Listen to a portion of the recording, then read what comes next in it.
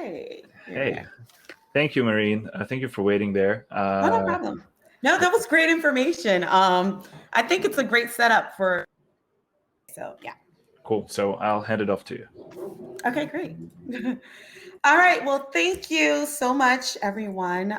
Thank you to all the guests who came today. Thank you to our sponsors. Really appreciate that, you sponsoring this event.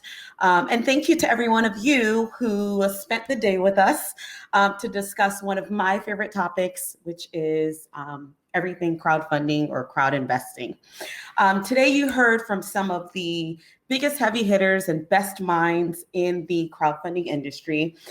People like Jenny Kassan, Woody, who you just heard from, Ruth Hedges, all of the Doug Elenoff, they all shared their experiences and gave you a peek into the evolution of crowdfunding, where it started and essentially how it's going, and even a glimpse into the future.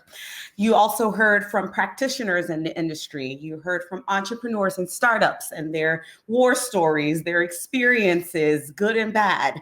You heard from Martha Miller and Jennifer Zapralka from and bear with me because it's a long office name, from the SEC's Office of the Advocate for Small Business Capital Formation. You also heard about the many challenges that issuers face, including creating a plan to raise funds. It's not just about getting online and hoping that it works. There's a plan that goes behind it, a lot of work, a lot of money. And so you've heard of what some of those issues might be for issuers. You also heard about the spike of crowdfunding campaigns in the summer of 2020. While we were all home, people found a way to get the attention of their communities so that they could help them build their businesses. You also heard about some of the new rules that became effective on March 15th, 2021, which are, and I'll just give you some of the highlights: the increased raise limit for RegCF, regulation crowdfunding campaigns, which is now $5 million, up to $5 million, I should say, within a 12-month period. The use of SPVs, special purpose vehicles, the accredited investors limits being removed, and the ability to do what we call testing the waters. So we've learned a lot today, right? You've also been cautioned.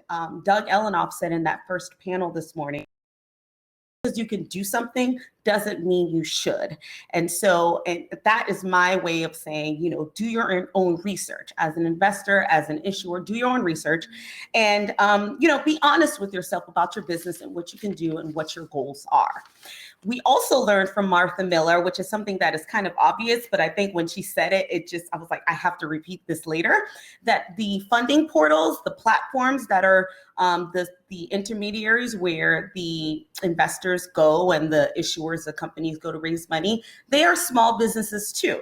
So they have some of the same challenges that you have as an issuer or as a business trying to raise money on their platform. So that's something also to remember. You also learned about the importance of marketing. We learned about blockchain and digital assets and tokens and the intersection with crowdfunding. We learned about liquidity and its challenges and its potential, right? We even learned about the space economy and how crowdfunding fits into that larger ecosystem. We learned about the global presence of crowdfunding. Woody gave us such a great presentation about the economic impact and a view into the future of crowdfunding. And so I say all this to say that we've come a long way. And I know that you've heard this already today, but RegCF turned 5 years old yesterday, May 16th, 2016. And in the last 5 years, startups and small businesses in the US have raised approximately $500 million. And I think globally, it's like 700 and Woody has that number. I think he said 793 million across the world. And this is truly remarkable given some of the hurdles that the platforms, the funding portals, the issuers, the investors, all of these people have had to overcome so that we could get to this point. And I think in the next 5 to 10 years, the numbers show and say that RegCF raises will just grow. They'll grow immensely. They'll grow significantly. And so I think it's fair to say that not only is the future of crowdfunding bright, but it's also accessible. There are over 60 funding portals that exist today. So as an issuer, you have your choice in terms of figuring out which platform is the best platform for you to go on and invest and raise your funds. And so investors, you have flexibility too.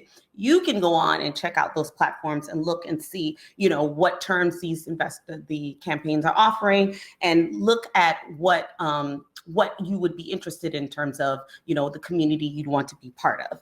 The power of choice is the power of choice, and I guess how you deploy your funds is really in your hands. And so I want to encourage investors and issuers to really look at what you can do in this space.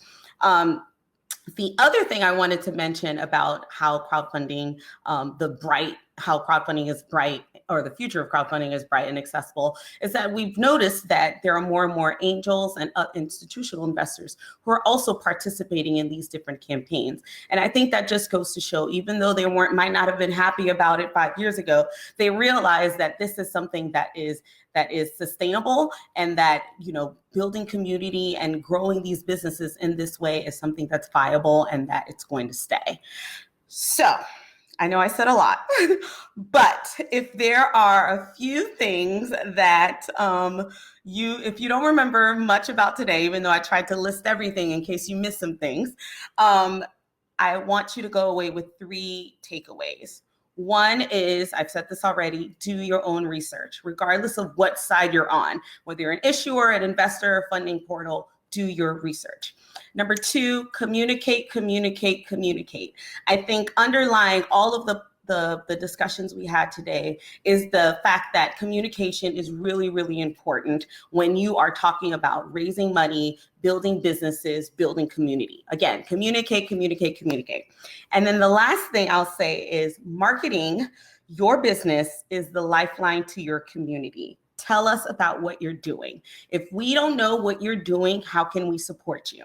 And with that being said, I want to invite any of you who are not members of CfPA to join us on this journey, right? To join us on this journey in terms of making sure that crowdfunding remains a viable and accessible and attainable type of way for people to raise funds for their business. We have committees that you can join. We have events that you can attend. We also have resources online that you can read, depending on what part you play in the ecosystem. So again, please join us on this journey.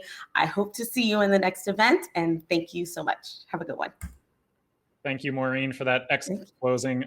So before people do sign off, don't go yet. Oh yeah, don't sign off yet. we want you to stay around, and what we're actually going to do, we want to invite just a couple of the CfPA board members to come up and say thanks to everyone. Again, we want to thank you for spending your day.